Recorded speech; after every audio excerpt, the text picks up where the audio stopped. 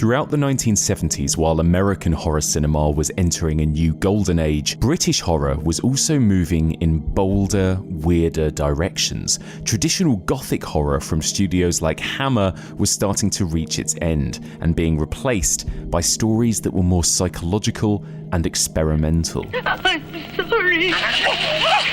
In 1971, Peter Collinson directed a home invasion film that felt in keeping with British television horror plays of the time, but it's also a fascinating early example of a slasher film, with its story of a babysitter being menaced by an escaped mental patient.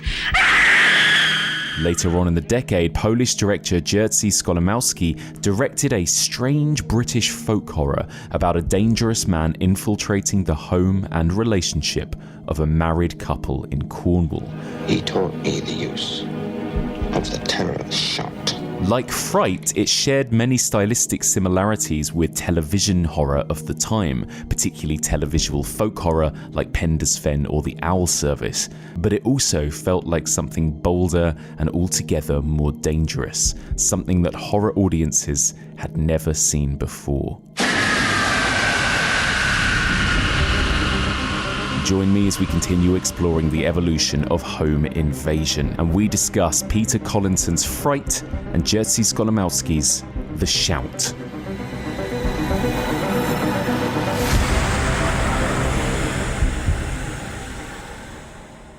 Welcome back to the evolution of horror. My name is Mike Mutzer, and as ever, I am your host. In this podcast, we explore and dissect the history and the evolution of the horror genre, one subgenre at a time. We are currently in the middle of our 9th season, exploring the evolution of home invasion horror, and this is part 11. In this week's episode, as that intro suggested, we're looking at two lesser-known weird British horror films from the 1970s, Fright from 1971 and The Shout from 1978. Both of these discussions will be spoilerific, so please do try and check out both films if you can before you listen to our discussion. So, joining me to discuss these two films, a longtime friend of the pod. He was last here during our Alien series to discuss the Predator movies with me, and he's back. Filmmaker and podcaster, Sam Ashurst. Hello, Sam. Hello, Mike. How are you doing? I'm really good, thank you. How are you? How's life stateside these days? Yeah, it's good. I'm in Portland now. I married Shay, who we appeared on the Predator episode of Evolution of Horror together. You did. And, congratulations, guys. This is awesome. Yes, you were part of our love journey, Mike. Oh, and, I love that. Yes. Yeah, so we've relocated. I've relocated to the States, and very exciting. It's a very, very cool movie town. Lots of great theatres. There's a video store here, all sorts. So yeah, I'm blissfully happy. Oh my God, amazing! That's great. We were just talking before we started recording that you said you went to see Beau is Afraid. I've got to quickly ask you your thoughts, Sam. What did you think of Beau is Afraid? Well, I'm kind of still processing it, even though I saw it like a couple of weeks ago. Yeah, yeah. I think that the opening kind of 45 minutes.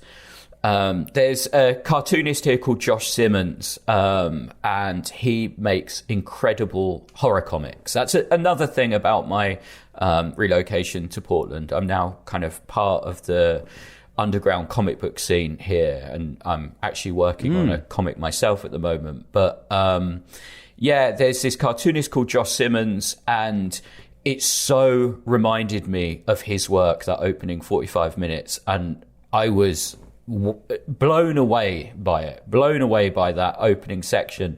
And the whole film could have been that for 90 minutes or even 80 minutes, I would be naming it as the best film of the past 20 years probably.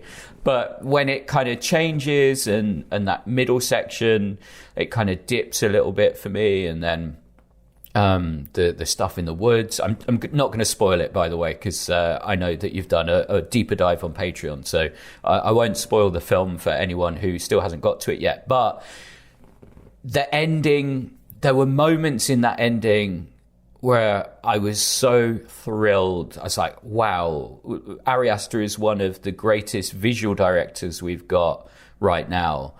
However, narratively, I don't think any of his movies have done it for me as a whole. They've all had incredible moments and incredible, beautiful visual stuff. And my favourite is probably Hereditary. I wasn't a massive fan of Midsommar, which felt like a pretentious Eli Roth movie. And yeah, this has its moments. It's the closest thing to being the type of film that I like, but it's still not quite there. So I think there's a lot of kind of auteurs at the moment where you just wish that they'd work with a writer and a more kind of forceful editor who just say, look, mate, this will be better as 90. And, you know, a writer to say, wow, this early stuff is incredible. Let's just build on that and we could do the other stuff in a different film or something. I don't know. You know, you should review the film that's in front of you rather than try and twist it and change it into what you want. And so as a movie on its own, without any changes, it's a 3-star film for me. But I've also added it to my best of 2023 list. Yeah. So I'm almost right so there. Weird.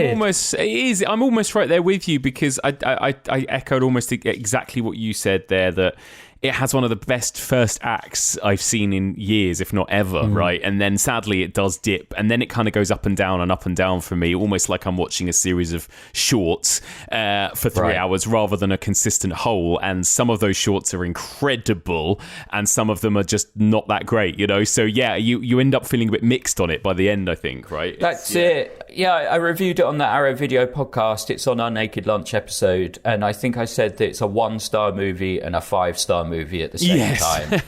Yes. So yeah, exactly make of that what you will. Yeah, exactly that. So Sam, this season we've been talking all about kind of home invasion and sort of spins on the home invasion and variations on the subgenre.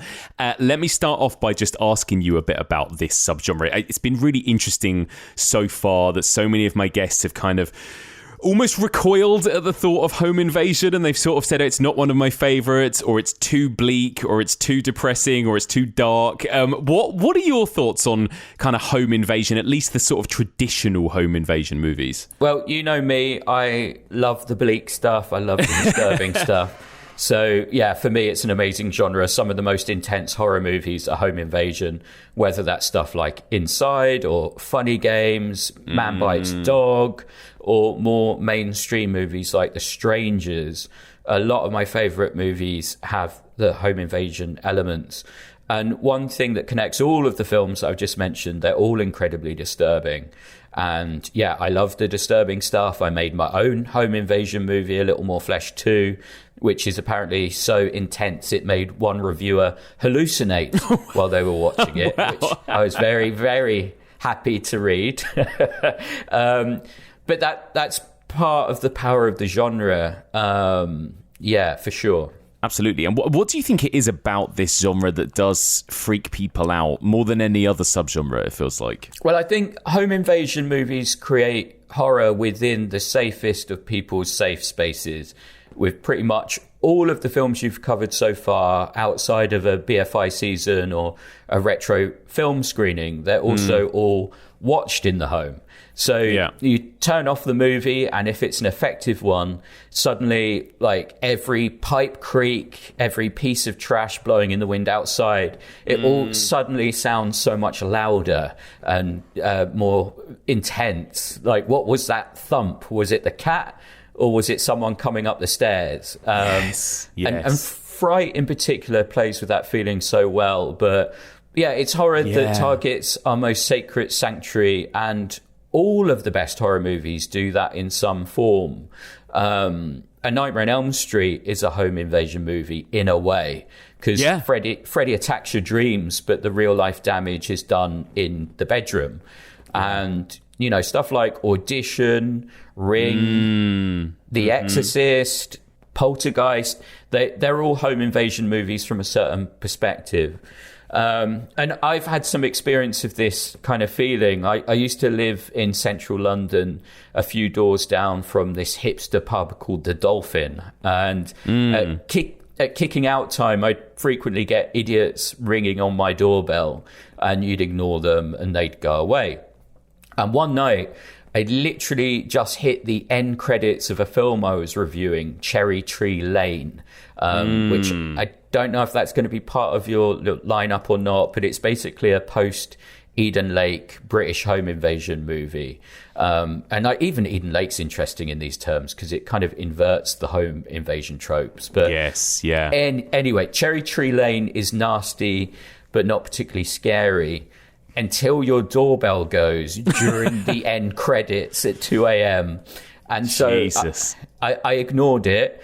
But someone else, I guess they'd rung the bell. I lived in like a block with, a buzzer door down the bottom. And someone had buzzed this person in. And so I heard the downstairs door open. I heard someone come up the stairs. And then they knocked, I swear to God, on my front door. And I was living on my own at this time. And literally, Cherry Tree Lane is about exactly this. Someone knocks on a door and they get let in and a nightmare ensues. So I looked through the peephole and it was a dodgy looking dude that I absolutely did not know. So I basically just hid in the dark until he went away. But in these movies, you can hide all you want, but the monsters are coming in whether you like it or not, and that is troubling and triggering for sure.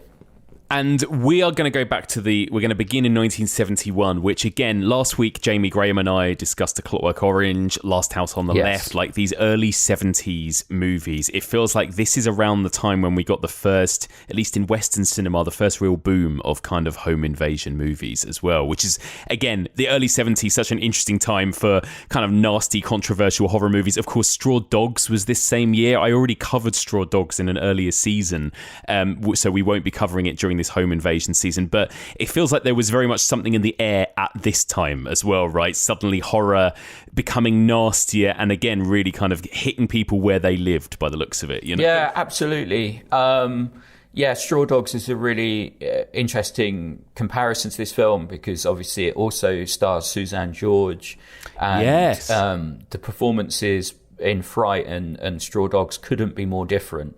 But it is dealing with some similar stuff, which, I'm sure we'll get onto later in the episode. But the 70s, it's a really, really interesting time for horror. Like you say, it's when things started to get much, much nastier.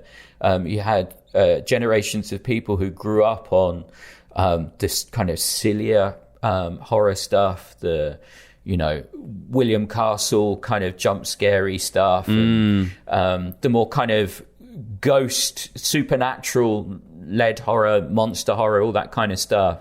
And it's interesting that their reaction to the films that they grew up in wasn't to necessarily recreate them, but to dive deeper into real life evil. It's a very, very interesting time for horror. I guess, some of the real world stuff that had been going on at the time, Vietnam War and the trauma of people coming back from World War II.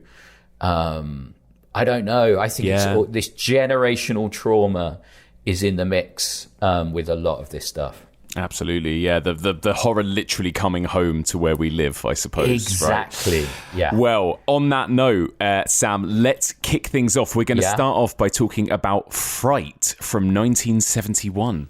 Now the screen has a new definition of terror. Is there anything I ought to know, Mrs. Lloyd? No. Mrs. Lloyd's real husband's in a nut house. Oh, she's a sensible girl. She won't be frightened.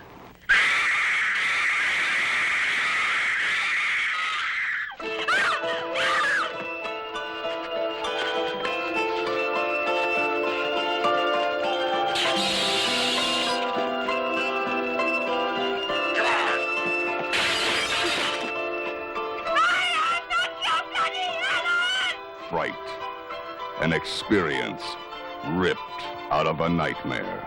So basically, a babysitter arrives at a large house so creepy that even the cat's named Spooky to look after the kid of a couple who specialise in giving each other furtive glances. And the babysitter spends a long stretch on her own, exploring the house, dancing in the kitchen, before an unexpected visitor changes her evening and her life forever. Indeed. Perfectly put. So, Sam, I had not been familiar with this movie. You messaged me some time ago when I announced I was doing Home Invasion, and you said you've got to check this movie out, and you recommended it to me. Tell me a little bit about kind of your history with this movie, and why was this a movie that you were sort of keen to cover? So, yeah, I am pretty passionate about underseen horror movies, especially British stuff. And even more so influential stuff that hasn't had the credit it deserves. And your podcast is such a fantastic way to get the word out with movies like these. I'm hoping it was a bit of a surreal watch for you. You have such a profound knowledge of the slasher genre. And watching this film for the first time feels like seeing something from a different dimension. Yeah. And obviously A Bay of Blood is thought of by some people as being the first proper slasher movie, and Fright was released in the same year, but it has more in common with movies like Halloween, which is the other film thought as being the first slasher movie. Fright features a babysitter being terrorized by an escaped mental patient who goes on to have a family connection, and it's even got the killer's POV stuff. Yeah. Which was such a huge part of Halloween and slasher cinema as a whole, which was credited to Peeping Tom as an invention. But again, it feels more directly connected to Fright in the way it's used in those later movies. Yeah. So in the genealogy of horror, this feels like a potential missing link.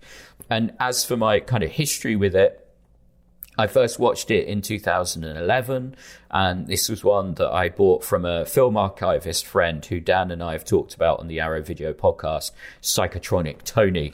Now, Tony has this huge archive of rare and obscure movies. It's a mixture of VHS, DVDs, and stuff he's taped off the telly. And back then, I'd asked him to do themed piles for me, and Fright was in a British horror pile. So my friendship with Tony really made me rethink the way the horror canon is constructed. And, you know, some of the stuff I was seeing played in drive-ins then vanished. It's a little bit like the festival circuit we have today. So much gets shown and then vanishes forever. But Fright is a really significant film for me. I recommended it on the first ever Arrow Video podcast. And it was a partial inspiration for the Arrow Video podcast, full stop, bringing movies like this to the attention of more people. It didn't have a Blu-ray release when I recommended it in 2017, but in 2019, Shout Factory released it, and that felt really good. And I'm trying to do the same with my Patreon podcast, VHS Quest, which I do with Shay from the Predator episode, as I mentioned before. And we're applying that same logic to VHS tapes. And it will be really exciting when one of those titles gets a Blu-ray release. We've covered around 130 so far, and there's a lot of horror stuff in there.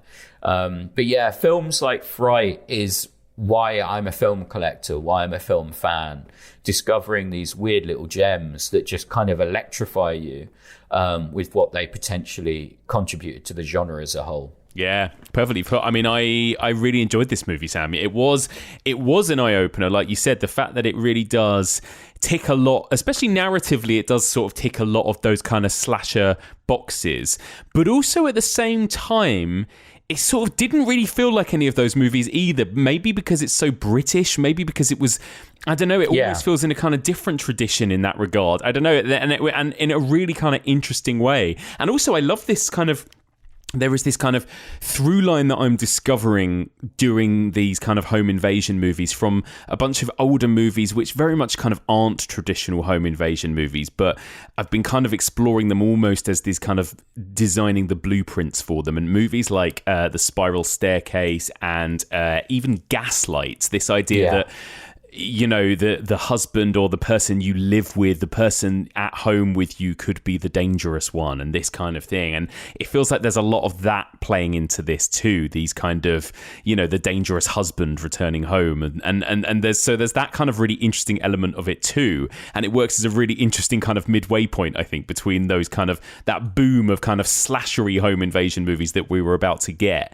and some of the slightly more classic older stuff, some of which was kind of British stuff as well. Oh, definitely. So, yeah, it was a really interesting kind of stepping stone in that regard. Yeah, absolutely. Like stuff like The Suspect from 1944, the Charles Lawton movie, Yeah, that's a great example of the kind of home invasion you're talking about. I love this idea that, the enemy is already in the house. It's great. Yeah. But this does feel like it is moving towards, that mixture of slasher and home invasion. You're right. It's neither one nor the other. There are certain scenes in this that could literally be lifted even from Scream. There's that moment where Dennis Waterman's character is talking about the house feeling like it's straight from a horror movie. Like, he says you could film a horror movie in this house. And you've got Amanda watching Plague of the Zombies on the TV. Yes. And, there's a noise outside, and she goes to check it, and you see the killer outside the house, and the music from Plague of the Zombies plays over that kind of first reveal of him. And again, that's something that feels straight from Scream. So, yeah, there really is a lot of interesting stuff in the mix here. It's not perfect. I should say that right up front, that, if anyone's expecting a 5-star experience from it, it's especially difficult if you've seen a lot of slasher movies going into it. Yeah. But I think if you'd have seen it at the time, on release, this film would have been pretty mind-blowing. Yeah, no, absolutely. And it's scary too, right? I mean, if anything, one of the things we're going to talk about, I think, with both these movies is particularly the kind of jarring sound design and how it is used to scare us, right? And I think there's this interesting thing about this movie. I was watching the Blu-ray extras, and there's like a really interesting interview with Kim Newman about it, and he was talking about how for him it feels just as much in the tradition of kind of British television at the time as well, like a kind of thriller TV show type thing, and I think that's kind of interesting as well. It had a lot of kind of TV actors in it. You mentioned Dennis Waterman and people like that, and I think obviously there's something else in that when we talk about The Shout too, which kind of feels reminiscent of those sort of 70s folk horror sort of TV plays as well. So there's something kind of, again, there's a sort of weird vibe about both these movies that does make them feel different to your big Hollywood films, I think, in the way that they're made and in the vibe and in the performance styles and that kind of thing. And not in a bad way. I actually think it makes them even more interesting and more weird and creepy in certain ways. Do you know what I mean? Oh, absolutely. Yeah. And it also feels like it could be, Amicus did those anthology movies in the 70s, and it feels like potentially a stretched out version of one of those. And the TV thing's very interesting.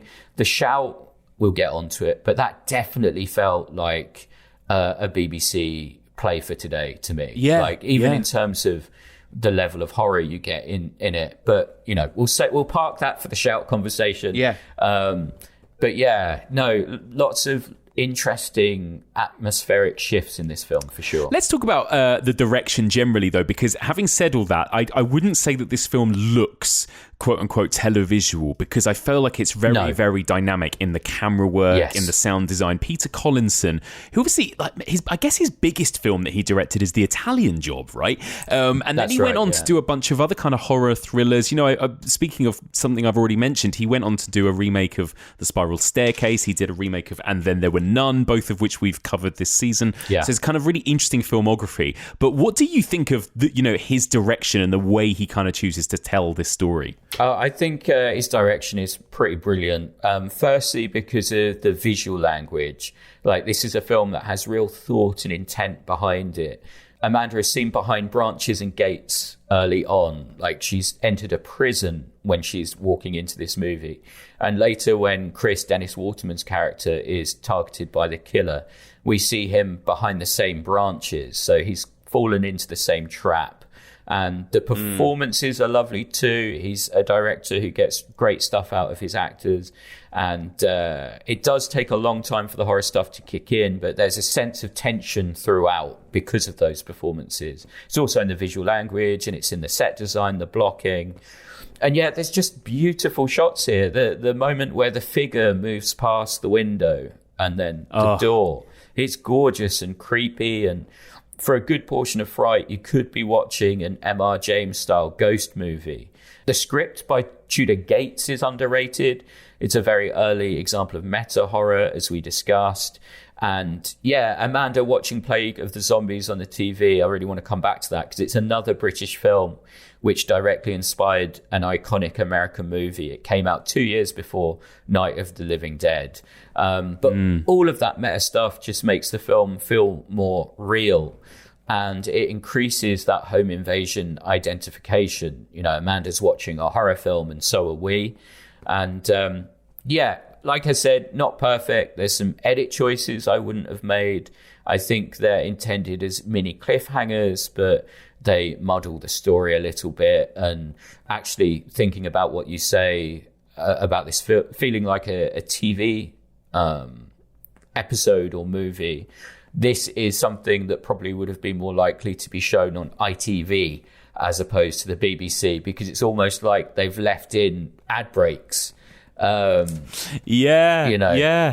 is that's weird. true. And actually I also wonder, and I think this is something Kim Newman pointed out, would it almost have worked better as a 1 hour TV episode, right? And we got rid of a little bit of the padding, perhaps, that is, I don't know, would it be better if we didn't cut away to characters in the restaurant, for example, and we just never left the house? I wonder. I don't know. It might have been a more intense experience. I don't know. But yeah, I think it's definitely got some interesting decisions in that regard, in the way the story is told, for sure. Well, you know what? You mentioned Jamie Graham, and I remember years and years ago, Jamie and I used to work at Total Film together, and I've got such a strong memory of sitting at my desk and seeing Jamie leave the office to go and interview Ty West for the Innkeepers.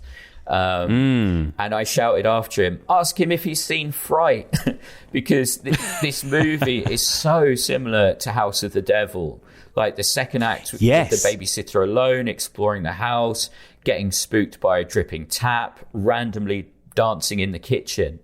And so I think House of the Devil is absolutely what you're describing there. That is how Fright would feel if we didn't cut away to the restaurant, or, all the bits where they're dancing with their therapist, which is pretty weird, or their divorce lawyer. Yes. Let's talk a little bit about Susanne George as Amanda, right? As you mentioned, she probably, again, like a lot of people might recognize her for Straw Dogs. She's been in quite a few different things, a lot of kind of horror movies and genre pictures. What do you think of her here as our kind of main character, the babysitter, Amanda? Well, I think Susanne George is superb in the early stages of Fright, especially. Amanda has a bit more depth than your average final girl. She's changeable. She shows different facets of her character, whether she's on her own or with others. And it's actually, it's pretty hard to make a character compelling when they do spend quite a good chunk of the film on their own. Yeah. And she definitely does that. Yeah. We talked about Straw Dogs coming out in the same year, and those performances being so different. And that really kind of highlights what she's doing here, where she's playing with naivety. She's college age in the film, but she plays it a little bit younger, I think. But she's got this really interesting mix of naivete and inner strength, which then builds to hysteria towards the end. And, I think her performance in the last act is probably more divisive for people. But I think there's deliberate choices being made there. So it kind of works for me. Yeah, it's big performances, right, in this movie. Yeah. That's for sure. It goes big, especially the more it goes on. You're absolutely right. Yeah. I think she's great, though, as well. Like you said, she does have to basically carry the film for the most part, particularly that first half where it is really just her around the house. And of course, this, of course, reminded me, as well as all those other films you mentioned, of When a Stranger Calls as well, and that brilliant opening set piece of When a Stranger Calls, which is great. But I actually think maybe this Susanne George is maybe even better than our main character in that. She's really good, really compelling, for sure. Yeah. And do you think there is one of the other interesting things about this sort of subgenre we've been exploring so far is that sometimes, these movies naturally do kind of often have something to say or to look at about class. You know, often these movies are about kind of big affluent homes, you know, being attacked by people sort of a different, you know, sort of class or whatever. You know, again, there is this feeling when she first arrives at this house and meets this very kind of well-to-do couple as the babysitter, that there is almost an element of them sort of slightly looking down on her, I feel like, when she's talking about what she's studying at school and all of that kind of thing. Do you know what I mean? Yeah, I actually think, though, their reactions to... Because she's studying psychology, and I think that is... It's almost like an Achilles heel with this couple, because I think that they're putting on a front for her, like, oh, you know, we're this happy couple, you're going to look after a kid. But in reality, they're going off to talk about their divorce and have like a divorce celebration type thing. And so I think they're worried that she's going to see through them. And also they're hiding a deeper secret, which is that Brian is in an institution, you know, and so a psychologist might have things to say about him or might get under the surface of the secret that they're keeping as well. So I think more than class, it's more that they're trying to protect themselves, and they saw her as like this non-threatening individual, and then, oh, actually she might be a threat after all. You know, it's almost like she's a home invader. She's invading their kind of divorce. And I do think that that's one of the most interesting elements of the movie. Like, it feels a little more grown up than the American version of this. So in an American Fright, I think the story would mostly be told from the teenager's perspective. I think we see it in House of the Devil, but obviously that's a different story. But we do spend time with George Cole on a black man, and it could be argued that the moral transgression that leads to the horror punishment is a divorce in this movie rather than anything Amanda does. Because you have those weird shots as well where Brian confuses Amanda for Helen. He's targeting Helen throughout the whole film rather than Amanda. And so in a way, Helen's as much of a final woman as Amanda's a final girl. It's like one final woman, and they do share a body in a way, split into two following trauma. And so psychologically, I do think there's a lot of interesting stuff going on here that makes it a more complex film than maybe people would experience on first watch. Yeah, it's really interesting. And what do you think of the house itself? Because again, speaking of what you were just saying, you know, obviously often in some of these movies, something Mary Wilde has pointed out is that sometimes there are parallels between the kind of geographical space and the kind of characters' psyches and that kind of thing. I don't know whether this movie is kind of directly dealing with anything like that, but I do think it's a great house for a story like this, isn't it, I suppose? But what do you think of in terms of the production design and this house where we spend so much of this story? Well, I love it. Like I said before, like they're so proud of this production design that they have one of their characters say, "Oh, this would be a great location for a horror movie." Yeah, because it absolutely is. And the house is almost a character in Fright. And the way it uses POV is so fascinating. We get that shot from the perspective of a clock's pendulum early on that enhances this feeling of Amanda being watched, and you know there's a sense of time running out and all that kind of thing, but the clock is just one object in this cluttered space full of objects, and again that it's almost like a hoarder's space where there's only so many areas you can move through without kind of bumping into something. And we get that shot of Amanda behind the sofa that really enhances that feeling of her being a small part of this strange environment she's found herself in. She's literally, you know, the camera's in the foreground and this big sofa's in the middle and she's behind it. And George Cole is to the left. And it's a really weird way to block a scene. Yes. You know, and it just enhances that kind of disconnect. And at every angle, the house is trapping her. There's lots of low shots in odd places, lots of shots behind banisters or crib bars. It feels like the house is a malevolent presence.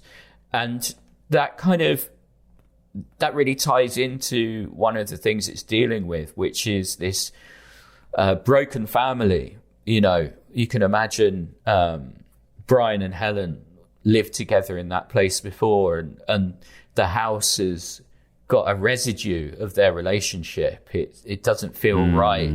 And so, yeah, for sure, the house is a huge character in this movie. You're right about the cinematography too, and the way in which often she's almost quite small in the frame. It's almost like she's being dwarfed by this house as well, right? And I think that's really interesting. And of course, it will go on to see that so much in films like Halloween and When a Stranger Calls, that you find yourself, I found myself looking at all corners of the frame, looking at dark corners of rooms, or looking outside of windows in the background, you know, just almost waiting for something to happen. There is that feeling like whenever I see an empty space on film, especially a horror film, I feel like at some point something's going to fill it. Do you know what I mean? So yeah, I think that's a really interesting way to kind of shoot and frame scenes within this house from the very, very beginning. Yeah. Definitely. And actually, I've just had a thought that I hadn't had before, which is, even like the outside of the home is like this web, like this spider's web. There's so many kind of lattices and branches and everything.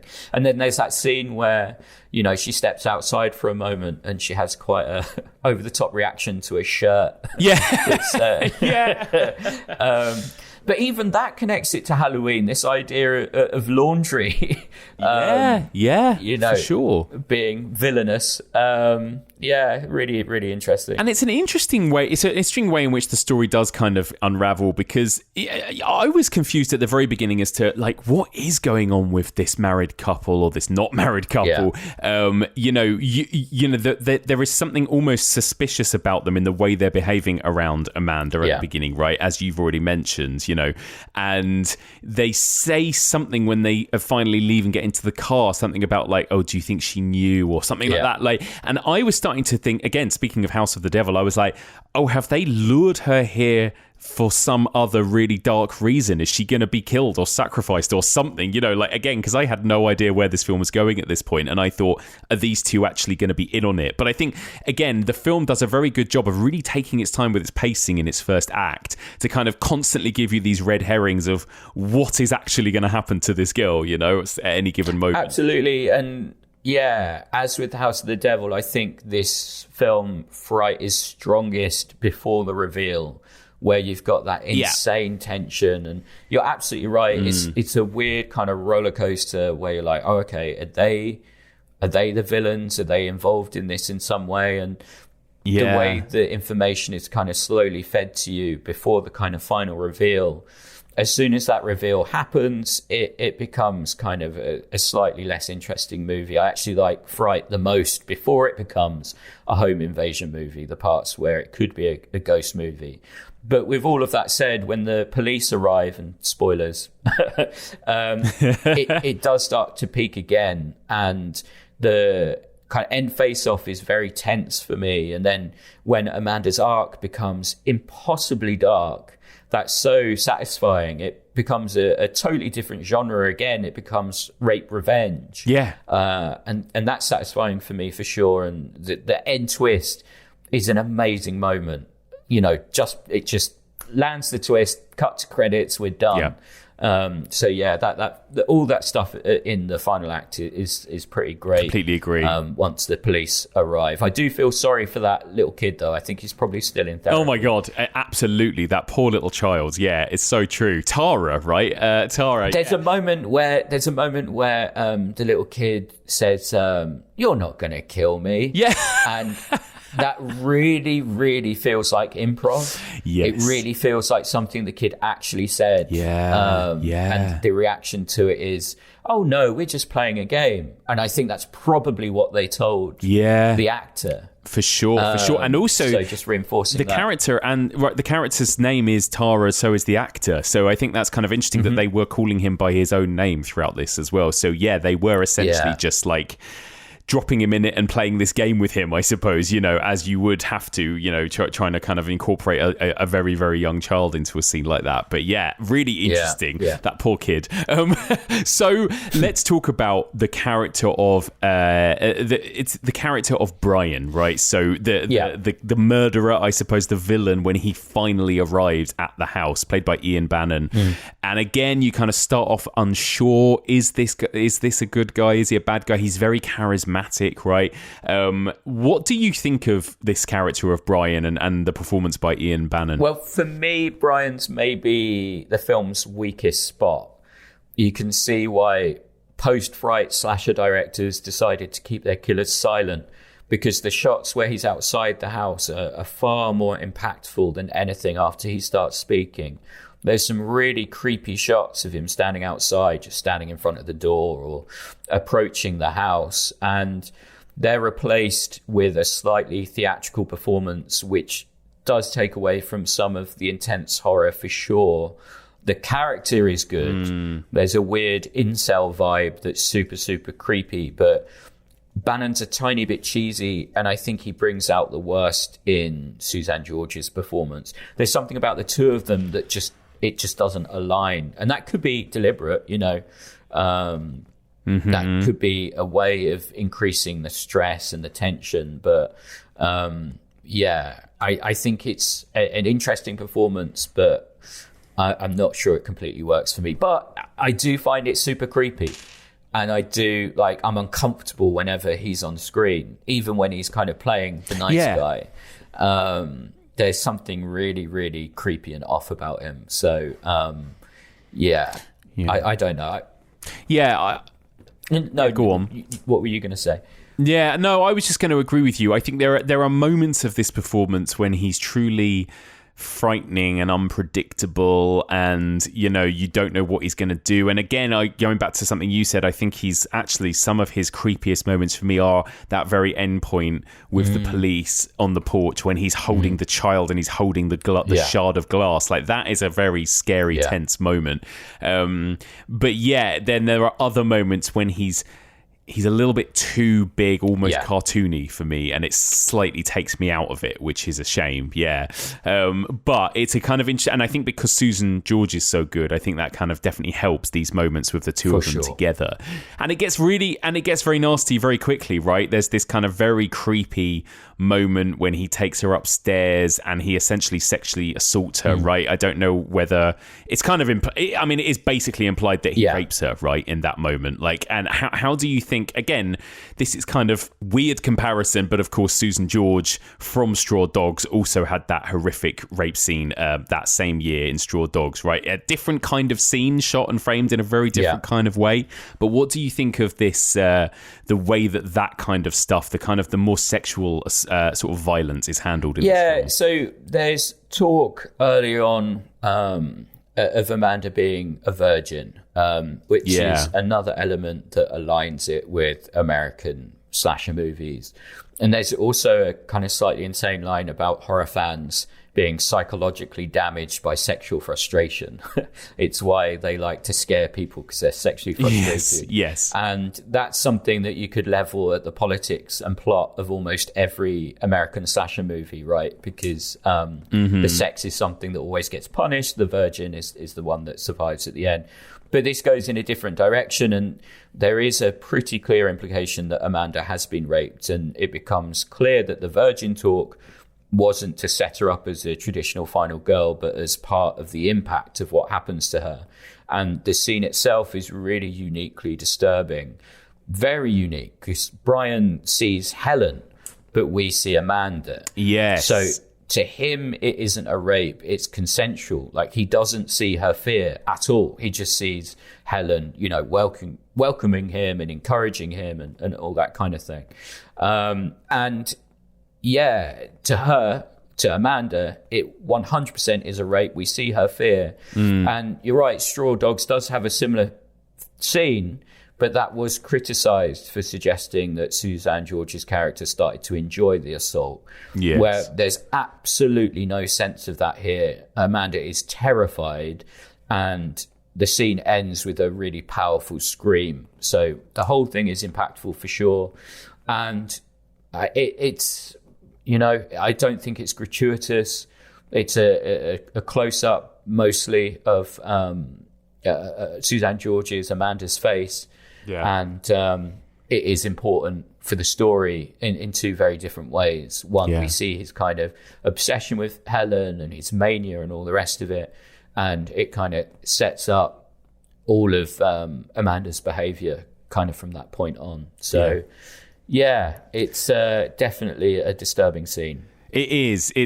I agree with you. I think it's very disturbing. It's very upsetting, but in the way that it should be, right? Not in the way that, like with Straw Dogs, for example, I don't know. I find that scene sort of deeply uncomfortable in a very different kind of way. Whereas this scene is very disturbing in the way that it feels like it's very much meant to be. I kind of agree with everything you've said, really. And I think those moments of him. Of him kind of seeing her as Helen, again, also very weird and disturbing, right? Those flashes of Amanda and Helen kind of interchanging there, and that kind of us putting us in his sort of psyche momentarily at those moments are kind of really interesting as well. I kind of love those little visual choices that the film makes throughout, you know? Me too. And what's kind of the most fascinating element of it for me is... obviously, like, whenever we see Helen through his perspective, she's still wearing Amanda's clothes.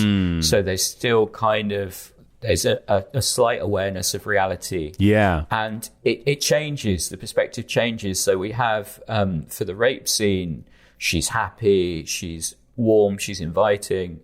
But then in that final, you know, in those kind of final moments, we see him looking at Amanda and seeing Helen, but Helen is just as afraid as Amanda is.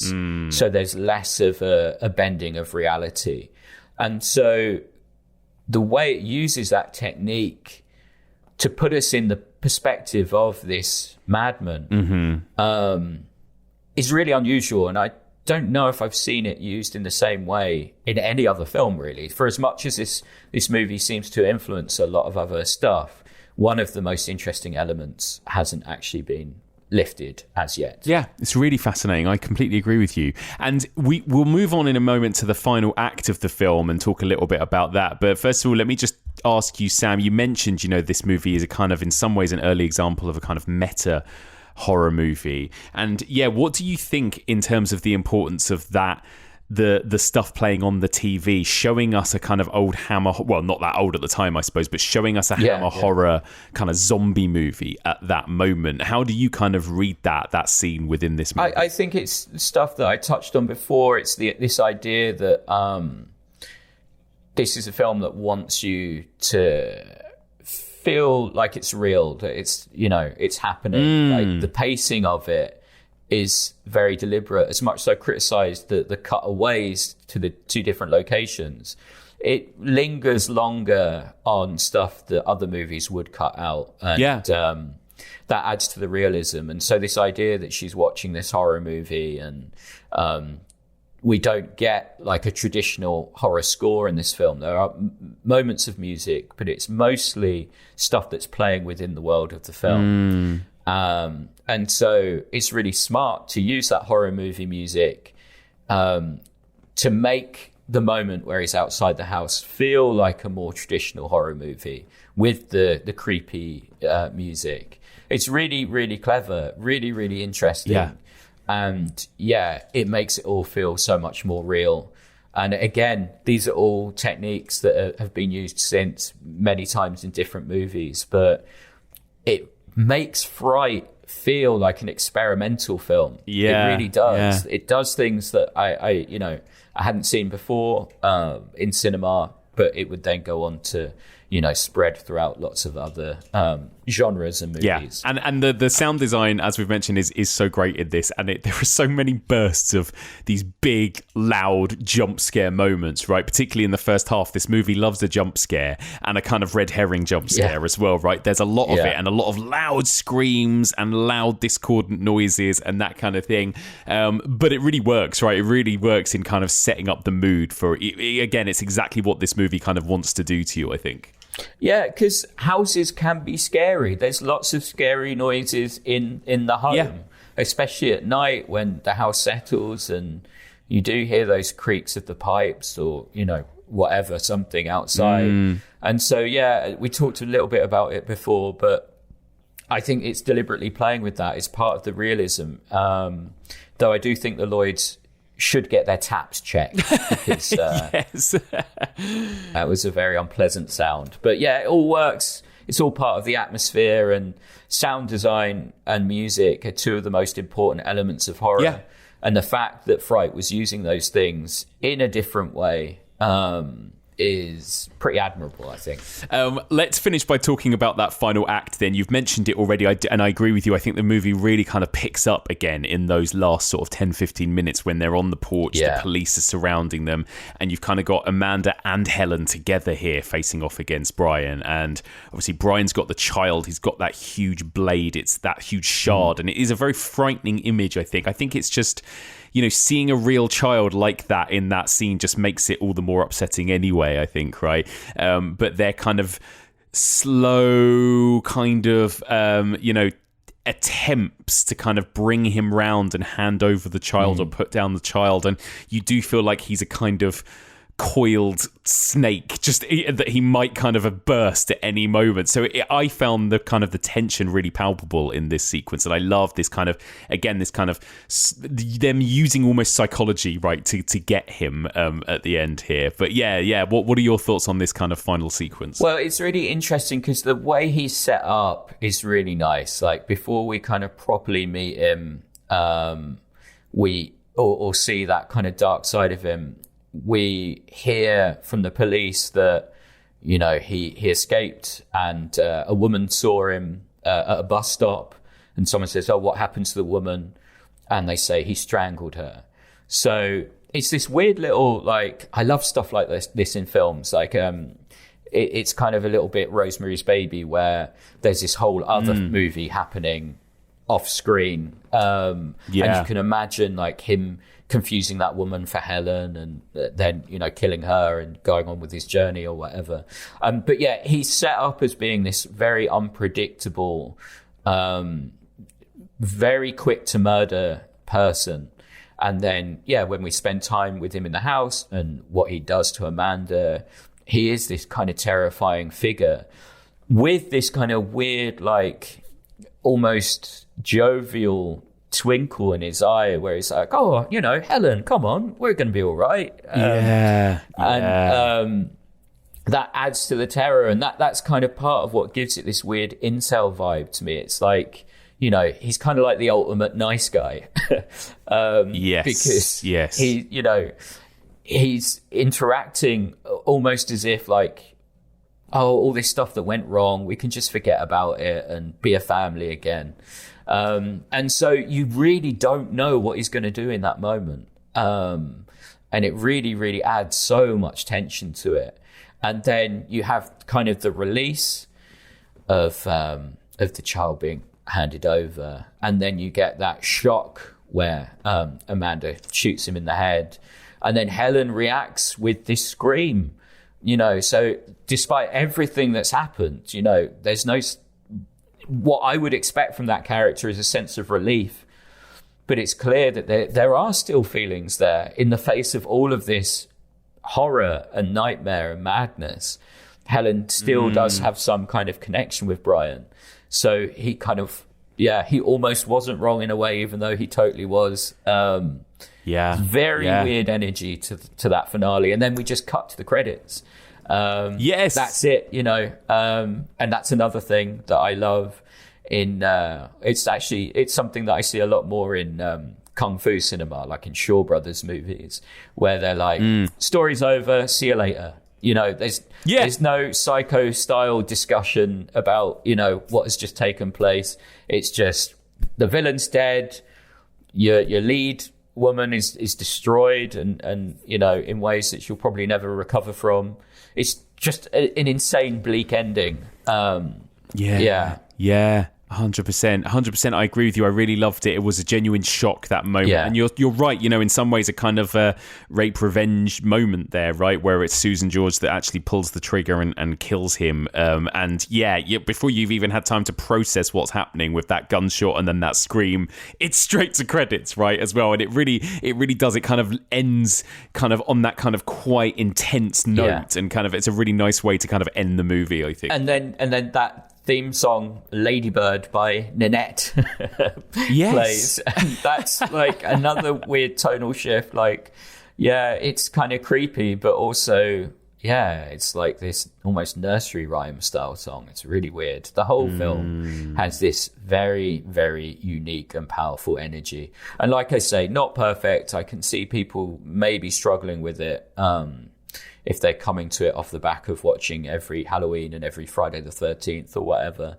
But I really do love this film, and I will never forget watching it for the first time. All I had was, the title. I didn't know anything about it. It really took me on a journey. Yeah, really, really fun film, actually, like a really fun experience. I had a great time with it. And I think it is such an interesting thing to look at in the context of knowing that it came before so many movies like it as well, right? So, really fascinating stuff. Well, there you go. That's Fright. Is there anything else you want to mention, Sam? Anything we've missed before we move on to the next film? No, I think we've covered that pretty solidly. I guess the only kind of final point I'd make is that, Fright is one of those movies. We have talked about the influence of it, and the influence is pretty clear. But no one's ever heard of it, It's not part of the canon. And it's one of those movies where I think it's actually the responsibility of the filmmakers who have been influenced by it to talk about it in interviews and to spread the word. It's very easy to say that you've been influenced by The Godfather or The Exorcist or whatever, because everyone knows those films. And it actually elevates your work to compare yourself to it. It's a kind of form of punching up for indie filmmakers.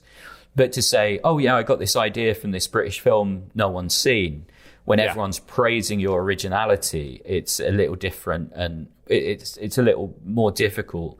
I will say there are only so many ideas out there. There are only so many ways to tell specific stories. So some of this stuff could be a coincidence. But for Fright to arrive so fully formed almost a decade before Halloween, when it does share so much in common with that movie narratively, and 38 years before House of the Devil, which it shares so much with stylistically, you do have to assume there's some influence there. And, as a filmmaker myself, facing challenges to make my next film, if a well-known director took inspiration from one of my movies, it would mean absolutely everything if they gave me credit in an interview or a Q&A. It could change my career and my path. That's one last point to make on this whole, we're living in an AI world at the moment. So these ideas of, originality and copyright and plagiarism and, but also like inspiration. And, Tarantino's a director that I love because he's introduced me to so many specific movies because he's so open about his influences, and I think the more of that, the better. Yeah, and actually, that's a really wonderful segue, actually, into the next movie we're going to talk about, because I recently interviewed the filmmaker Mark Jenkin, who had directed movies like Bait and Ennis Main, these kind of weird Cornish folk horrors, and, I asked him the classic question of kind of what's your favourite horror movie, and his answer was The Shout, and he talked about this movie that I hadn't really seen and had barely heard of as being like not only one of his favourite movies, but one of his biggest kind of influences on everything he's done. This kind of weird Cornish sort of folk horror movie from the 1970s. And it was thanks to him that I kind of sought out and checked out the next movie we're about to talk about. So you're absolutely right about that. Like more people kind of citing their influences, particularly influences that we might not be aware of or might not have heard of, is a great way to kind of introduce people to other cinema, isn't it? Absolutely. Well, there you go. That's it. That is Fright from 1971. It's 22 years later, and Norman Bates is coming home. I own a motel not too far from here, and you'd be welcome to spend the night in one of the empty rooms if you'd like. Good night, Mary. And he's back in business. Who is this? My mother is dead. That was a little clip you just heard there from an underrated slasher sequel, and can you believe one that I've still to this day never covered on the podcast or Patreon? It was, of course, the brilliant Psycho 2 from 1983. That film is 40 years old this year, so to celebrate, we are going to be hosting a very special screening of the film in London in the next couple of weeks. So please do join us at the Finsbury Park Picture House on the 16th of June at 8:30 p.m. for a special screening of Psycho 2, and it's going to have an intro from us. But not only that, before the film, from 7 p.m. in the bar, we are going to be hosting a very special horror pub quiz with a lot of EOH merch to be won, including some EOH black hoodies, which have been out of stock for quite a long time on our website. We do have some more in stock, and eventually we'll be selling them again through the website. But for now, we're giving them away exclusively at events. So if you can come along to that quiz, put your horror knowledge to the test, then please do come along. If you head to evolutionofhorror.com/events, you will find links to everything we've got coming up. And speaking of quizzes, actually, if you're listening to this on the day it goes out, this Sunday on the 4th of June, we are also going to be at the Genesis Cinema in London, hosting a special horror pub quiz there, and it's a special Pride Month quiz, so it's going to be focusing in on queer horror, and then after that we are going to be screening the queer horror vampire classic Tony Scott's The Hunger from 1983, also celebrating its 40th birthday this year. So there are two brilliant events, both paired with quizzes and chances to win free merch, coming up in London over the next couple of weeks. That's The Hunger and our queer horror quiz at the Genesis on the 4th of June, and Psycho 2 and our horror quiz at the Finsbury Park Picture House on the 16th of June. So once again, head to evolutionofhorror.com/events to grab your tickets now. That's evolutionofhorror.com/events.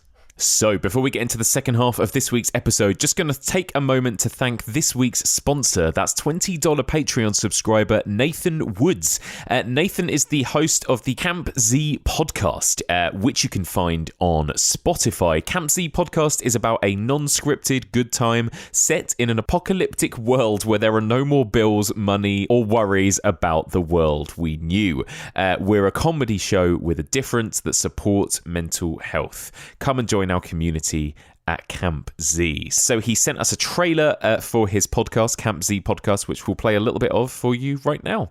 I'm Nath, one of the hosts. And I'm Jace, one of the hosts. And we are the hosts of Camp Z. Join us every 2 weeks where we release a new episode. Hitch a ride on a journey to Camp Z. When you arrive, we'll slay all of your enemies. Discussing situations, select your podcast station. Help tackle your mental health. And just remember, when you look at yourself, be happy, don't cry. Stick together and we'll survive. Love it. That's a banger of a theme tune. So there you go. So once again, if you want to check that podcast out, it's called Camp Z Podcast, which you can find on Spotify. And once more, a huge thank you to this week's sponsor. That's $20 Patreon subscriber Nathan Woods. And don't forget, if you want to become an official Evolution of Horror sponsor, just like Nathan, get your own little dedicated segment in the middle of an episode where you can plug your own podcast or blog or whatever you like. Even just send me a message to read out. That's absolutely fine. Then sign up to our Patreon at the $20 level. Patreon.com/evolution of horror. Okay, let's move into the second half of this week's episode, where Sam Ashurst and I discuss Jerzy Skolimowski's weird and wonderful The Shout from 1978. You are looking at a man possessed of baffling powers. His name is Charles Crossley. He's incredibly well read. The power to take the souls of others. Oh, yes, it's true. A young man wants a girl for his wife.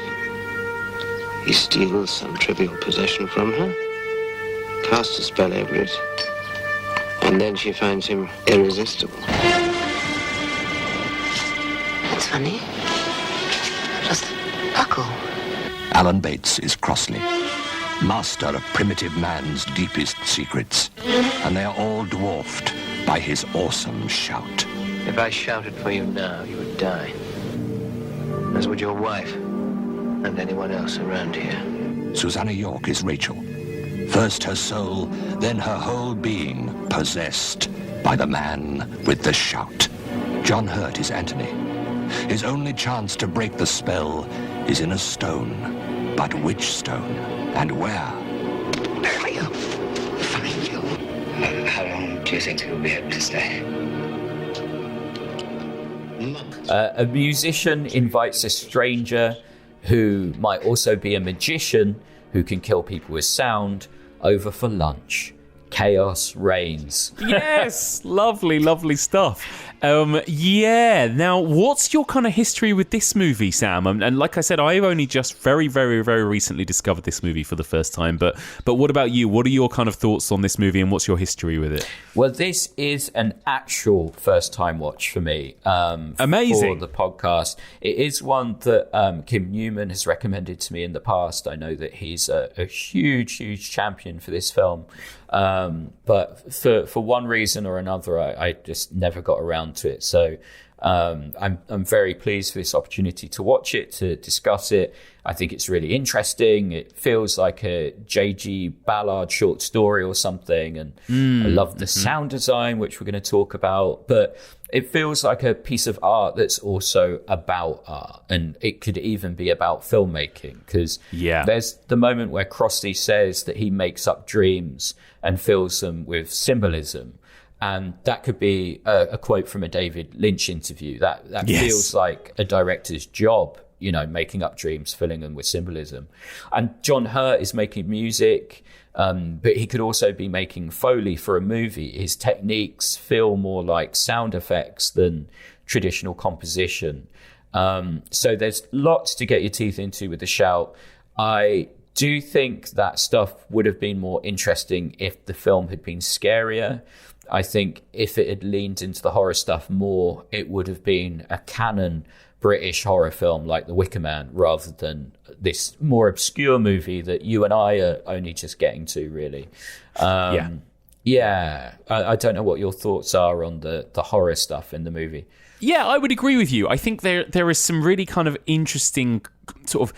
There's a creepy vibe to this film, but you're right, it never tips over into full horror. Again, like, I think it really makes me think of the kind of weird made-for-TV folk horror of the 70s, you know, the kind of whatever, Pender's Fen and all of those kind of things, you know, they're kind of on the cusp of horror, even though there's nothing massively overtly kind of horror really happening. But they've got that weird kind of British mood to them. And again, you know, you can really see that in filmmakers like Mark Jenkin. Peter Strickland, I thought of when I watched this as well. Right. You know, like that kind of, maybe it's the Barbarian Sound Studio thing, the kind of emphasis on sound design or something, I don't know. But yeah, there is this kind of... There is a kind of weird, uncanny vibe to this film, but you're absolutely right, especially compared to Fright, which is kind of, as the title suggests, it's full of frights. It's full of genuine jump scares and peril. This movie doesn't quite have that same vibe. It's much weirder, isn't it? It very much belongs in that British 70s folk horror space, I suppose, you know. But there's also moments of this movie that I absolutely love, and the elements of it, like you said, the sound design, some of the performances, and just the general kind of vibe of it as well. And it's quite baffling. Like, I really did I've had to watch it twice, and I've had to kind of really concentrate on it both times to just get a full idea of what is really going on in this film as well, because I found it quite difficult to comprehend certain moments of this, you know, from scene to scene, you know. Yeah, and that definitely is something that kind of connects it to Peter Strickland's work as well, I think. And I think he has acknowledged the influence of The Shout, and that's really cool. Like, I think he definitely pulls influence from it in a couple of movies, and I think he pulls influence from a lot of stuff. And I actually had kind of an awkward situation recently. I'm not sure how much to say about it, really, but there is a possibility that he's even pulled influence from my movie A Little More Flesh. Oh, wow. Nice. A couple, exactly. Very, very flattering. A couple of people have made the comparison to his new short, Blank Narcissus, which came out a couple of years after A Little More Flesh. And It's about a director revisiting a movie he made in the 70s via an audio commentary, talking about his obsession with his star. And it uses the exact same, spoiler alert, penis prop as my film, right. Believe it or not. So, yeah, super weird. A movie featuring a character named in tribute to you, Mike. There's an Edmund Munster in A Little More Flesh. Might have influenced Peter Strickland. How cool is that? But yeah, for A Little More Flesh, I was influenced by Fascination and The Iron Rose, which are 70s movies, and The Devil of Christmas, which is an Inside Number 9 TV episode set in the 70s. Yeah. And so a lot of British creatives do seem to be stuck in this kind of 70s loop. And you mentioned Mark Jenkin, and there's definitely an Ennis Men resonance in the shout. But it also really reminded me of Ben Wheatley's film In the Earth. I imagine Ben bloody loves this movie. So yeah, we're in this creative generation who grew up in the 80s and 90s, and the 70s loom large on those decades. And there's a lot of enemies of horror in the modern era, tech stuff like mobile phones and all the rest of it. So it makes sense to look back to movies where that isn't an issue. The most complicated tech in the shout is a mic with a glass with a bee in it. I think the folk horror elements that you mentioned are another reason modern British directors love it. Like, folk horror remains the driving force of British horror cinema, more so than home invasion. So yeah, I actually should say one more thing about that Strickland situation and the slight awkwardness of it, because I think as much as I'm flattered by the people making the comparisons, I read an intro that Peter Strickland did to Blank Narcissus for Mubi. And in that, he talks about inventing the mock commentary with this short. He says in the intro that he's not aware of it existing before he made the short. So there is a chance that he wasn't aware of A Little More Flesh at all, and not aware of that Inside Number 9 episode, which influenced me so much. So Peter, if you are listening to this, I recommend Inside Number 9 to you because I think you'd love it. Devil of Christmas is amazing. But yeah, it's one of those movies, The Shout, where you can project so much of your own kind of meaning onto it. It could mean completely different things to two completely different people, which, you know, maybe is why you gave it a couple of watches. And that always creates influence as well. Any movie that gets the brain really engaged and running can inspire other creatives to take what they want from that film, you know. 100% agree with you. Yeah. What did you make of the story? Because there's this weird. Maybe we should start by talking about the weird sort of wraparound story that we are in this kind of, you know, it's a psychiatric facility, I suppose, right? And you know, there's this cricket game going on. Yeah. Involved in the cricket game are several actors who do appear in the rest of the film, maybe playing different characters, maybe not. It's really hard to tell. But I guess what I got from it is that obviously, like, it's sort of already setting up this idea that the story is being told possibly from an unreliable narrator, right? As from the point of view of maybe somebody who is unwell. I don't know, but what did you think of Absolutely. That? You're like, is this a Kaiser Soze situation where he's just, you know, making it up based on what's in front of him? Definitely an unreliable narrator. And he does talk about telling the story differently each time. And he's coded very early on as being an inmate of the asylum. And the story does feel like a weird folk tale. And yeah, we've talked about it feeling like folk horror more than home invasion. And really, the only reason this is a home invasion movie is because everyone's so bloody polite. It's like, you know, oh, you killed your kids, did you? Well, would you like some gravy? Yeah, right, exactly. Yeah. And actually, in that's such a weird well, scene. It's so British, isn't it? It's so funny. Exactly, and that in itself also gave me vibes of a movie that I loved from last year, Speak No Evil. Did you see Speak No Evil, Sam? I have actually got this in my notes about this film. Good, yes. Because... yeah, I think one of the reasons it's kind of tricky to see this one for the first time is the bar has been raised for films dealing with the horror of politeness in society. Yes. Speak No Evil is like a quiet version of The Shout. It could have been called The Silence. Right. And that's definitely more my speed than The Shout. I loved Speak No Evil so much. It's an incredible film. And you're right, it's absolutely dealing with very, very similar themes and issues, for sure. It is brilliant. I love, and it's something I've been banging on about throughout this whole season, is that there is this kind of, in some ways, a kind of offshoot of Home Invasion, which is this kind of stuff, my favourite kind of stuff, this kind of awkward interactions within a home, whether that's an unwanted guest or a guest that turns up in someone else's house and they feel very uneasy about it. And there's often usually awkward interactions around a dinner table. And, you know, we're going to be talking about movies like The Invitation, with Speak No Evil, and a whole bunch of other movies like that, where you get this horrible bubbling dread of, you know, people interacting in very awkward, uncomfortable ways. It slowly gets darker, and you just want them to get the fuck out of that house, right? And you're right, there have been, since The Shout, so many absolutely incredible examples of it, but there is definitely an element of that in this movie, isn't there, for sure? Totally. And yeah, absolutely. That's really interesting that you're covering The Invitation, Speak No Evil, and I'd put Get Out into the same bracket as those films, where it's like a reverse home invasion, where you've been invited into a dangerous home as opposed to the danger coming into your own home. But it absolutely is that element of like, wow, this feels really off, but I'm sure I'm imagining things, or, you know, all of those films are about characters not trusting their gut and just leaving. And then getting slowly cooked in the situation. Yes. You know? Yeah. Yes. And actually, there is even a moment, without spoiling too much about Speak No Evil, but this is quite a famous publicity still of the film. There is a famous moment when two men go out to the middle of nowhere and scream at the top of their voices. They shout, right? So I almost wonder whether there are direct influences here from this movie. I don't know. But absolutely. All of that's really interesting. And actually, another thing that's kind of sprung to my mind, because, you know, I'm always kind of thinking of ways in which films can kind of weave into this kind of theme. But even Beau is Afraid gave me this vibe a little bit. Beau is Afraid, and I won't spoil too much, but the first act of it is a kind of home invasion where this man's flat is being invaded by people, right? There's a middle section involving him at another family's home, and there are deeply uncomfortable situations in which he wants to desperately leave this home and can't.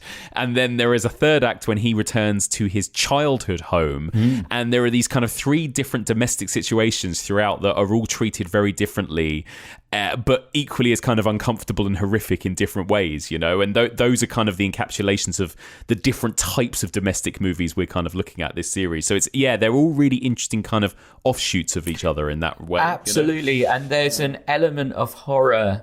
I'm going to talk around this because it is such a spoiler for Beau is Afraid, but there's an element within that kind of final act where it's revealed that one of Beau's safest of safe spaces, a place within a home that should be sacred and sacrosanct, has been invaded by someone in a unique way that really feeds into home invasion and that abject horror of, oh, this place that I thought that, you know, I couldn't possibly be attacked or threatened is being used against me in a really kind of chilling way. So, I know you know what I'm talking about, but I think that's all I do.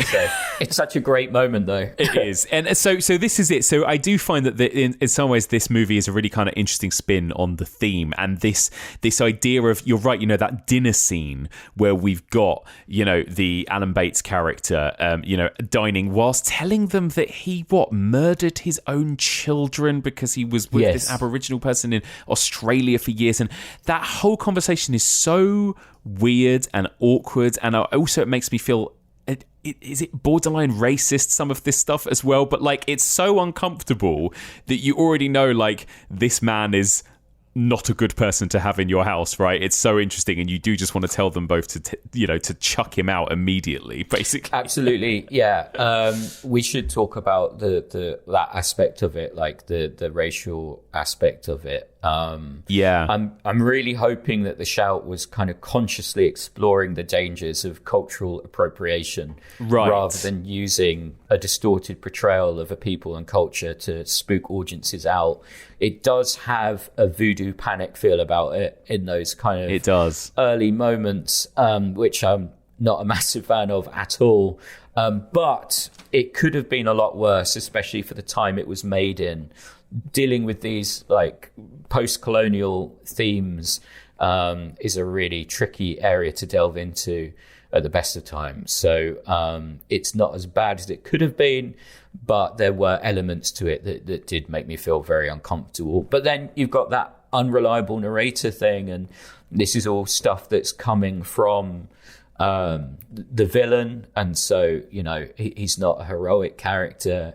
And then the British police, spoilers, but the British police show up at the end to arrest him for killing his children. And so you're like, did this happen in a different country, or is this just a madman who has killed his children in Britain? Right. And has gone mad and is wandering around and, all the rest of it. Like, yes, that is kind of what I thought. Yeah. And I guess it's completely open to interpretation, but I did think if this man really had gone and lived out in Australia somewhere in the wilderness and had murdered his children, would these...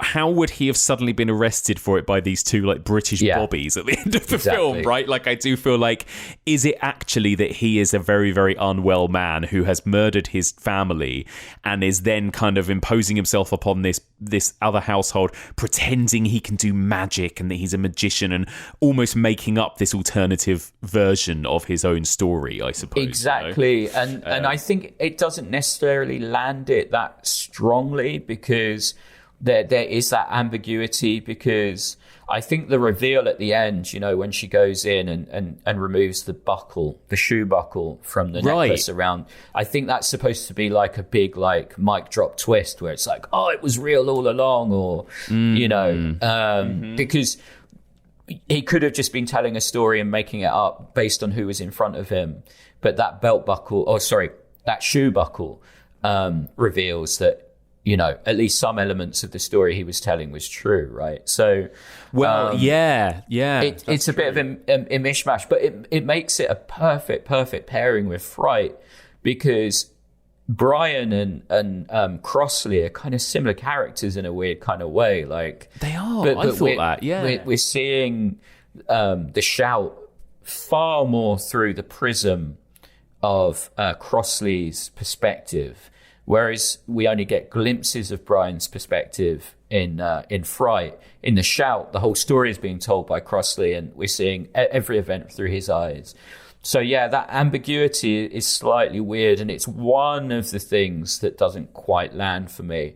But then with stuff like this, the audience gets to do the work, and it's part of the reason that it stayed with so many people like, Kim Newman or Peter Strickland or Mark Jenkins or whoever.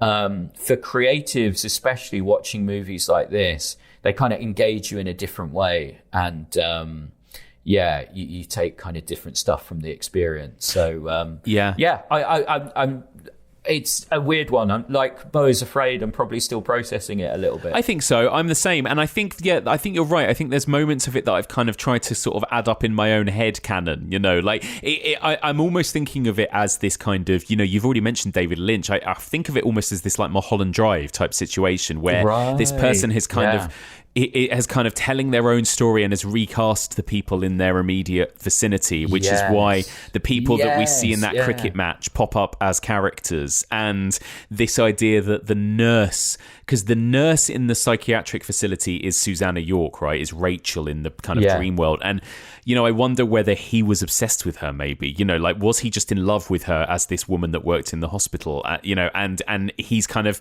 almost imagining himself coming in as this charismatic, hunky man, taking this woman. Actually, was he obsessed with her? Was he keeping buckles from her shoe? Was he stealing stuff from her because he was just absolutely infatuated with her in this hospital or something? Who knows?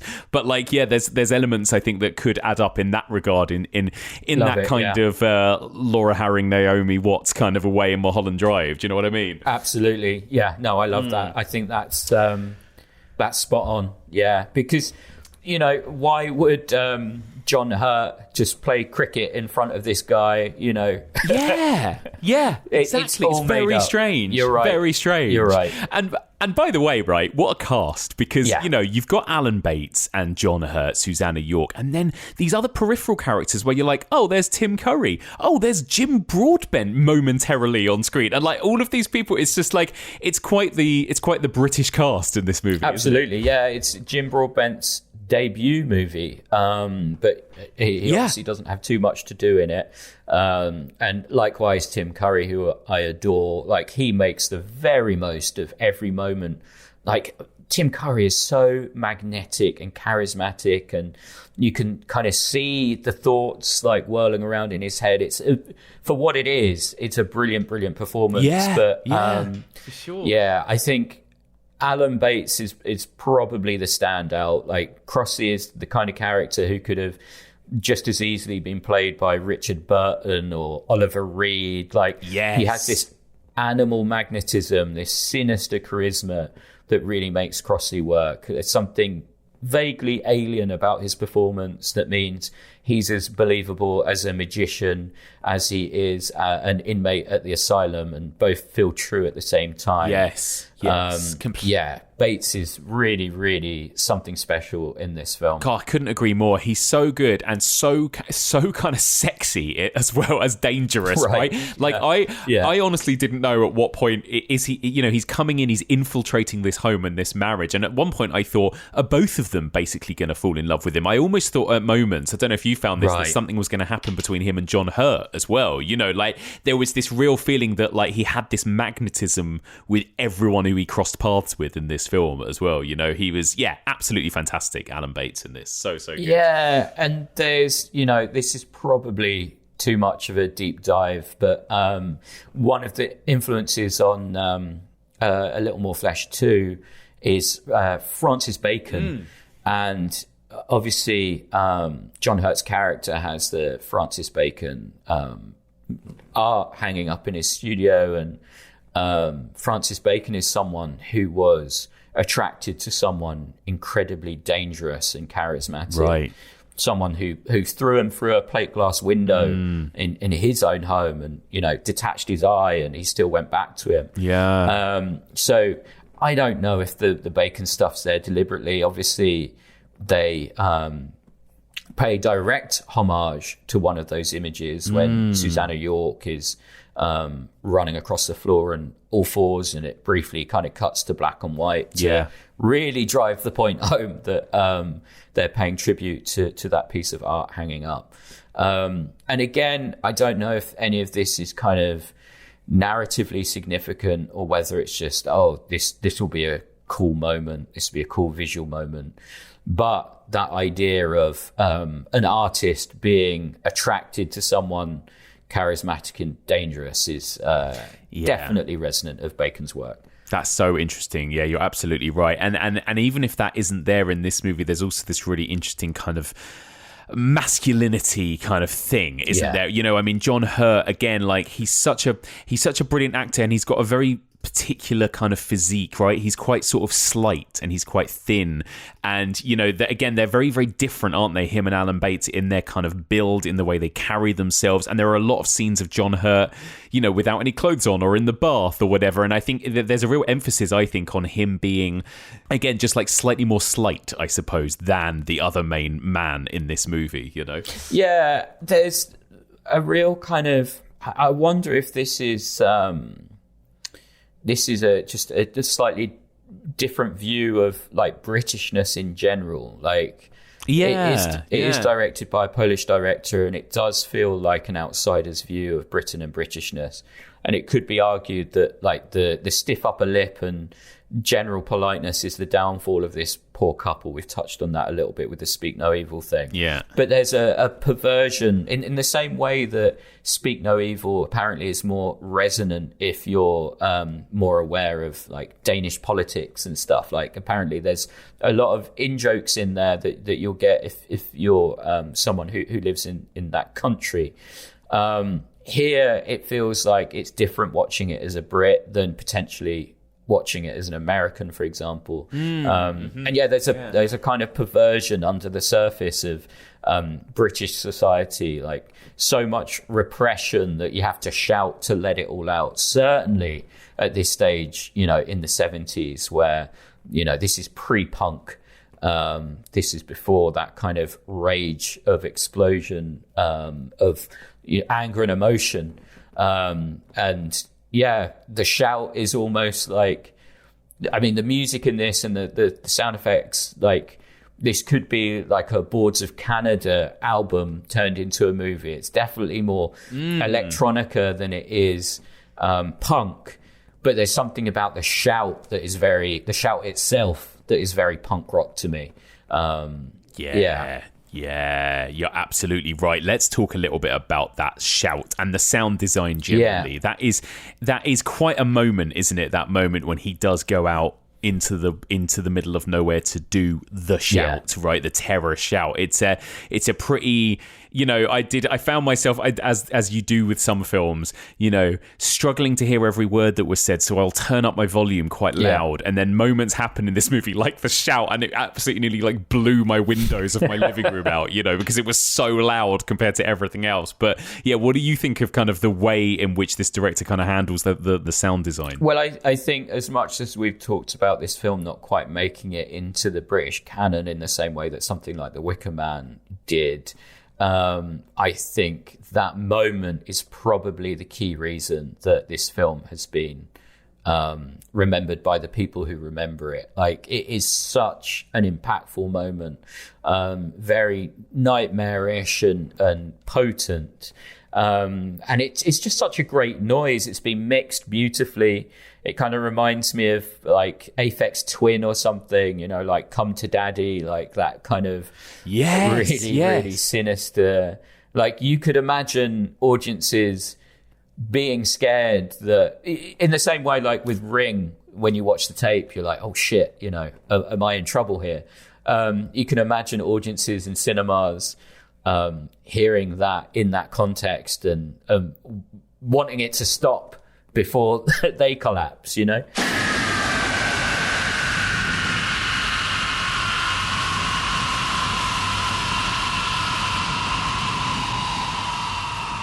But the sound design stuff, I love all the stuff in John Hurt's recording studio.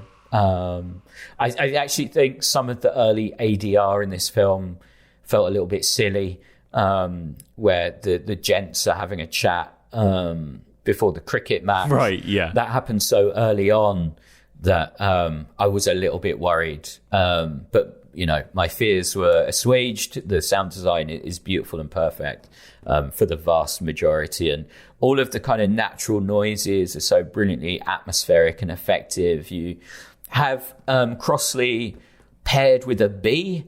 You have that little bee,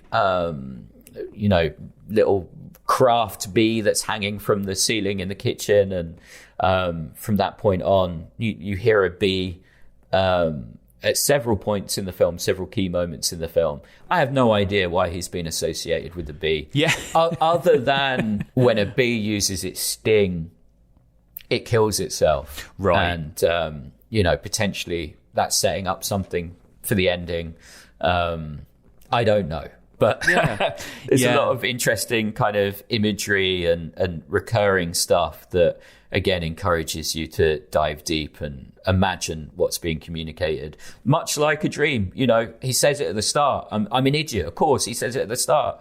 I'm constructing a dream and I'm throwing symbolism in. And, it could be the director speaking. And again, that's why we enjoy thinking about it so much. Yeah. I do love that kind of dreamlike vibe. And I saw somebody, it might have been Kim Newman, actually compare it sort of visually to Don't Look Now, or just to generally kind of the cinema of Nick Roeg. And I think there is a vibe of that, the way in which time almost seems to fold in on itself in this movie. Like, there are sort of flashes to things happening in the cricket match at the same time as they're happening in this Cornish village, and we're never quite sure what to trust or what's really happening or what might be a dream. And all of that I really love, and I think it kind of works towards creating this real atmosphere. And I actually loved, I don't know what the hell is going on? But I love the moments when they're doing, what is it, like some sort of voodoo magic on pebbles, and like he's sort of trying to kill Crossley by kind of hammering the stone, and like the way in which that scene is kind of edited and crosscut, I think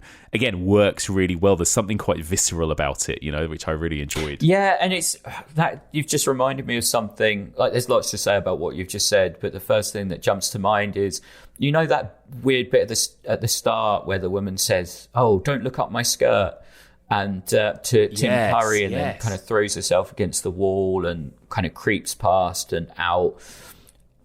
That's kind of replicated by Susanna York in that sequence leading up to the stone smashing. So again, is this a fellow inmate that is stuck in Crossley's mind and has kind of weaved into the narrative of this story that he's telling? And they kind of look similar, the actress in the start with the Susanna York. I don't know. But the Nick Rogue thing is particularly interesting because he was actually the first choice for this film, but he couldn't do it. Yeah. And I do think that if Rogue had done it, then again, I think the horror stuff would be a lot more interesting and maybe more impactful. And we do have to talk about the producer of this film, Jeremy Thomas, who's one of the most exciting and risk-taking producers in the UK. The Shout was his second production, and the film he made after this was Bad Timing with Nick Rogue. Bad Timing is incredible and would weirdly make an interesting pairing with The Shout. Not strictly a horror film, but it definitely has horrifying elements to it. But yeah, Thomas also produced Naked Lunch. He produced Crash. Of course. I love this guy. Yeah. And I think Mark Cousins actually made a film about him recently as well. Oh, no way. Oh, holy shit. Yeah, The Storms of Jeremy Thomas. It's a Mark Cousin doc about him. Oh, my God. I love Mark Cousins so much. I really, really enjoyed your interview with him on the Hitchcock episode. Thank you. Really fantastic. Yeah, he's brilliant, isn't he? He's so brilliant. But yeah, Thomas, worked with Jonathan Glazer on Sexy Beast, and you could see Glazer doing a really interesting remake of The Shout, though I'd rather he didn't ever do a remake. I just want to have his original stories every time. And finally, he made High Rise with Ben Wheatley, who inspired me to become a filmmaker in the first place. And as I mentioned, In the Earth definitely feels resonant with The Shout. So, I just wanted to, if you'll pardon the pun, I wanted to give a shout out to Jeremy Thomas, who is one of the most important figures in British cinema history. We really need more like him. That's for sure. So, yeah. I love that. Well, do check out, Sam, The Storms of Jeremy Thomas. It's a Mark Cousin film. Wait. Yeah. Amazing. Well, there you go. I mean, like, it's one of those tricky films to really talk about kind of in terms of the story, right? But is there anything else that you want to kind of mention or talk about with this movie? I mean, I do love the bonkers final act where the storm happens and they all cram into that weird little hut on the cricket pitch, and then Jim Broadbent is kind of pushing it around in the rain, and it's a really fun, weird moment when he kind of then kills everyone in that hut using the terror shout, right? Or at least that's what we're led to believe. A kind of weird, interesting ending to that movie, Yeah, absolutely. It's that blurring the line between fantasy and reality, and what was true in what he said, and because I guess by that point you're supposed to just totally assume that the whole thing's made up. But then he busts out that shout, and then we have the belt buckle bit right at the end. Yeah. I love that idea that he's just obsessed with the nurse, and he's doing his Kaiser Soze trick with everything around him because of that singular obsession. That's great. And actually, I guess the final thing I'd like to say is, it's beautifully shot, beautifully edited, beautifully scored. There are brief moments in this movie that feel almost Bergman-esque. There's a moment with a mirror that kind of reminded me a little bit of Wild Strawberries, and that's obviously an insane compliment. But before this conversation, I wasn't sure how I felt about it structurally. But this conversation has made me kind of reappraise it and what it's doing. And I love that Mulholland Drive comparison. So, that's great. Yeah, thank you. Thank you for getting me to watch it finally. And thanks for talking about it. Because conversations like this always improve, interpretations and responses to cinema like this. Absolutely agree. Like for me, it's that sometimes I find all new appreciations for movies just by talking about them with people like yourself, Sam. And I do think the Britishness of both these films is really interesting, right? Because we've got one film on the one hand that it feels so linked to American cinema. You've already talked about how much Fright shares in common with movies like Halloween and everything else. And this movie could never, it feels so, and I think, in comparison, the Cornish village, the folk horror vibe, it feels like it shares much more, like we've already said, with that real weird quintessential folk horror, or In the Earth, or Peter Strickland, or Mark Jenkin, as opposed to a John Carpenter film or a Ty West film like Fright does as well, right? And it's really interesting seeing these two different sides of kind of British cinema during the 1970s and just how different, vastly different they are in a lot of ways. Absolutely. And I think we're like, it's kind of difficult. I'm in America, so I'm kind of watching what's happening in the UK from afar. But, the cost of living crisis and all sorts of political things, which I won't get into on this fun podcast. It feels like the UK is going through its own kind of folk horror experience right now, where the boundaries are shifting and, new horrors are being opened up. And I do think that it's potentially, we could be on the cusp of a real rich time for British horror cinema. The country was in complete disarray in the 70s as well. So maybe we'll get a return to powerful movies like this, though we do need more producers like Jeremy Thomas to make that happen.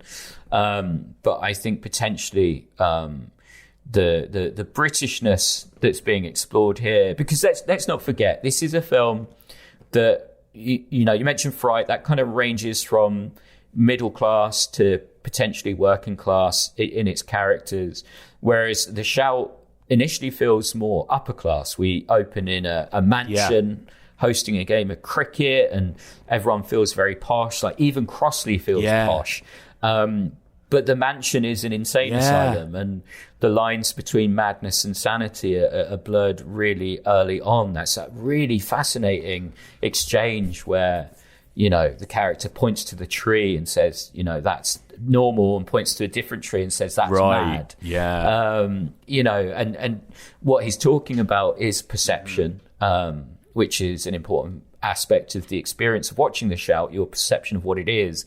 But it's how do filmmakers take what they're seeing around them, the madness of the UK right now, and how do they transform that into powerful art? So I deeply, deeply hope that when Ben Wheatley is finished with the promotion of the Meg 2, he uses some of that Meg money to make his, his interpretation of what's going on around him right now, because artists like that, we really need them now more than ever. Completely agree with you. Yeah, I mean, obviously I'm excited for the Meg 2 and I will go and see it, but I love Ben most when he makes weird little films in his backyard with his mates, Like, I hope he goes back to doing something else like that next, you know what I mean? That's it. And we've got a new Jonathan Glazer film this year, which I'm so excited about.